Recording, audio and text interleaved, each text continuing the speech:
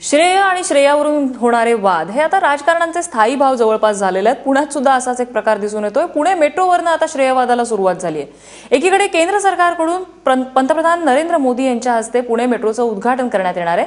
कॅबिनेटकडूनही याला हिरवा कंदील देण्यात आलाय। तर दुसरीकडे या मेट्रोचं उद्घाटन राष्ट्रवादीचे अध्यक्ष शरद पवार यांच्या हस्ते करण्यात यावं अशी मागणी राष्ट्रवादीने केली आहे। पुणे महापालिकेच्या पक्षनेत्यांच्या बैठकीत बहुमताने हा निर्णय घेण्यात आलाय।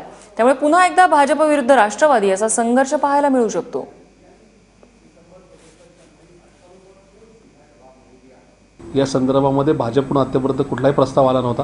भाजपने त्या ठिकाणी भाजपच्या गटनेत्यांनी याच अगोदर या संदर्भामध्ये त्या भूमिपूजनाची तारीख आणि शुभ हस्ते मान्य पंतप्रधानांच्या हस्ते या संदर्भातला जी काही घोषणा केली होती त्याला अनुसरून या संदर्भात या बैठकीत चर्चा झाली।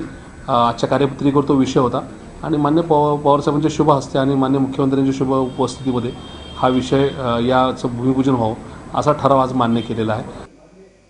आश्चर्याची बाब म्हणजे याच पुण्यामध्ये राष्ट्रवादी आणि भाजपचं मनोमिलन करणारा पुणे पॅटर्न बघायला मिळाला होता। मात्र आता तेच दोन पक्ष एकमेकांसमोर उभे ठाकले आहेत।